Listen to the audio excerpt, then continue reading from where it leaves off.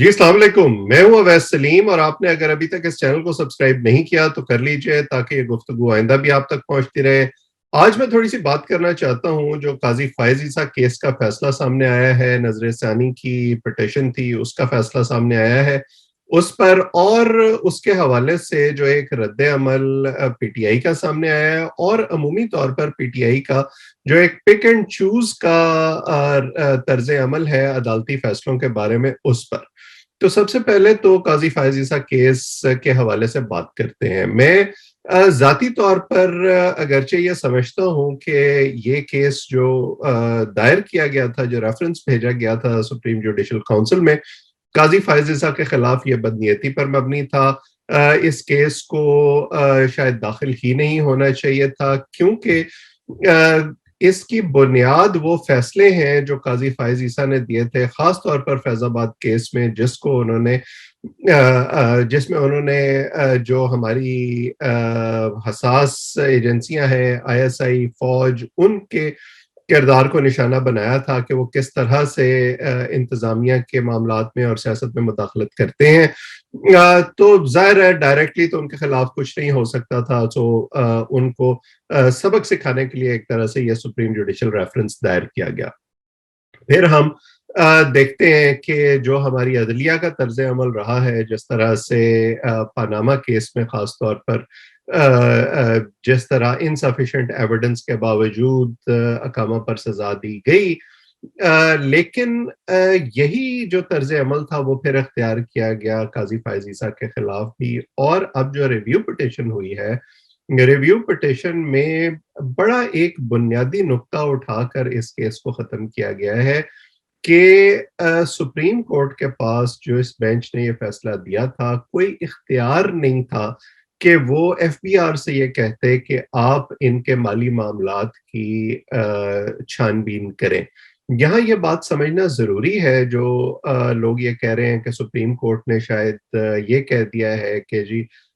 قاضی فائز عیسیٰ اپنے خاندان کی جو جائیداد ہے یا مالی معاملات ہیں ان کے لیے جواب دہ نہیں ہے، ایسا بالکل نہیں کہا انہوں نے فیصلے میں لکھا ہوا ہے، جو میجورٹی ڈیسیجن ہے، اگرچہ یہ سپلٹ ہے، 6-4 کا ڈیسیجن ہے، میجورٹی ڈیسیجن آ گیا ہے، مائنورٹی ڈیسیجن ابھی سامنے آنا ہے، لیکن میجورٹی ڈیسیجن میں یہ لکھا ہوا ہے کہ ہم بالکل یہ نہیں کہہ رہے کہ ججز کو اکاؤنٹیبل نہیں ہونا چاہیے، لیکن جو ایک تکنیکی نقطہ ہے کہ سپریم کورٹ نہ ٹرائل کورٹ ہے، نہ سپریم کورٹ جو ہے وہ کوئی انویسٹیگیشن ایجنسی ہے جو وہ یہ کہے کہ آپ اس کو استعمال کرتے ہوئے نہ صرف انویسٹیگیشن کریں ایف بی آر سے، بلکہ معاملات کی چھان بین کریں اور پھر اس بنیاد پر فیصلہ دیں۔ سپریم کورٹ کو جو ایویڈنس ان کے سامنے آتا ہے دونوں پارٹیوں کی طرف سے، اس کی بنیاد پر فیصلہ دینا چاہیے۔ تو اس تکنیکی نقطے پر انہوں نے اس کیس کو ختم کیا ہے۔ ہونا یہ چاہیے تھا کہ اگر قاضی فائز عیسیٰ کی بیگم سرینا عیسیٰ کے حوالے سے مالی معاملات میں کوئی شک و شبہ بھی تھا تو ایف بی آر اپنے طور پر ان کو نوٹس دیتی، وہ جواب دے دیتے۔ اس معاملے میں قاضی فائز عیسیٰ کو گھسیٹنے کی ضرورت نہیں تھی، لیکن ظاہر ہے کہ ہمارے یہاں جس طرح پولیٹیکل لینس سے ہر چیز کو دیکھا جاتا ہے، تو وزراء بھی، حکومت بھی، وزیر قانون بھی، اور ان کے حامی سوشل میڈیا پر بھی شور مچا رہے ہیں کہ جی دیکھیں یہ کس طرح سے یہ فیصلہ ہو گیا۔ وہ اس فیصلے کو پڑھنے کی اور بنیادی نقطے کو سمجھنے کی کوشش نہیں کر رہے، لیکن اس کا جو ایک لارجر پکچر ہے وہ کس طرح سے اثر انداز ہوگی۔ جو فیصلہ دیا گیا تھا پاناما کیس میں نواز شریف کو ڈسکوالیفائی کرنے کے لیے، گراؤنڈز تو اس میں بھی یہی تھے، بظاہر کوئی اس میں ایویڈنس نہیں تھا، لیکن جے آئی ٹی بنائی سپریم کورٹ نے، اور اس جے آئی ٹی نے پھر انویسٹیگیشن کی، اور اس کے نتیجے میں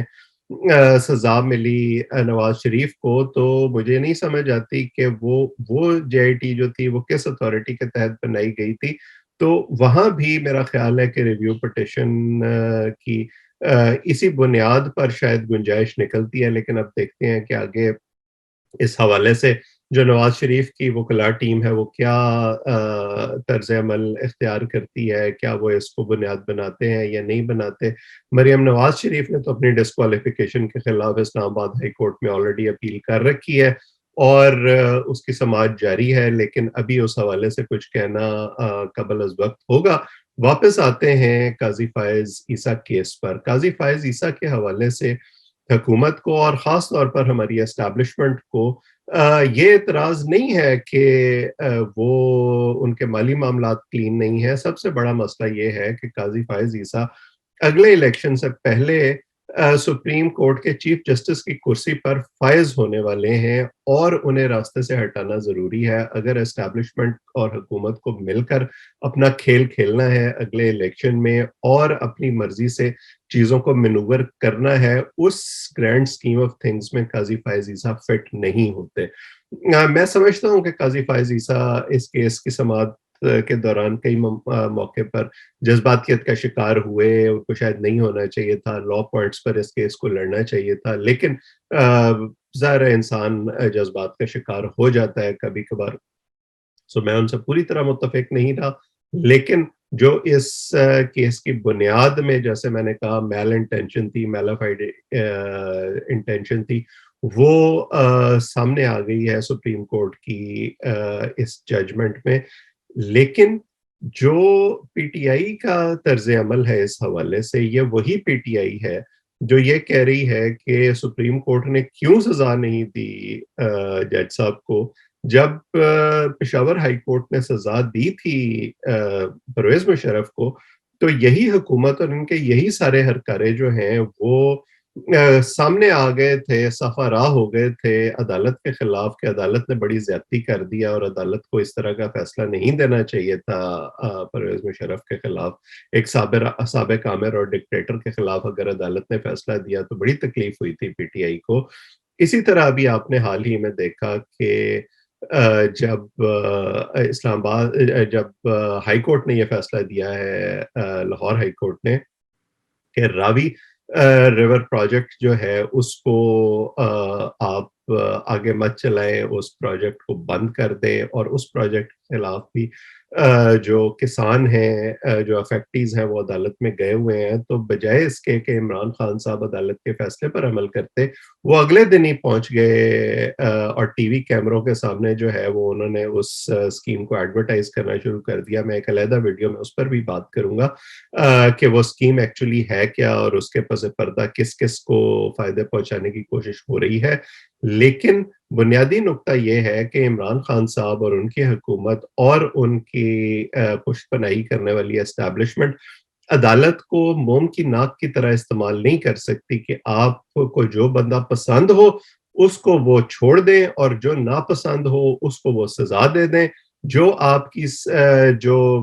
گرینڈ سکیم ہے اس میں فٹ ہوتا ہو اس کو وہ ریلیف دے دیں، اور جو نہ فٹ ہوتا ہو اس کو نکال باہر کریں۔ اس طرح کا طرز عمل جو ہے جب تک آپ اختیار کریں گے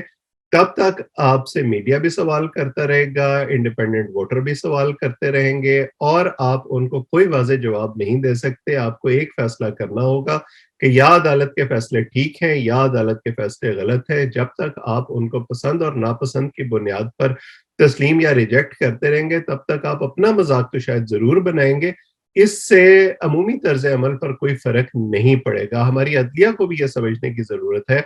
کہ وہ پاپولر ڈیسیجنز نہ دیں، وہ میرٹ پر ڈیسیجنز دیں، اور ان ڈیسیجنز میں جو ایکسٹرنل انفلوئنس ہے جس کا الزام بار بار لگایا جاتا ہے اس کو ان کو مینیمائز کرنا ہوگا اور اپنی جوڈیشل انڈیپینڈنس کا تحفظ کرنا ہوگا۔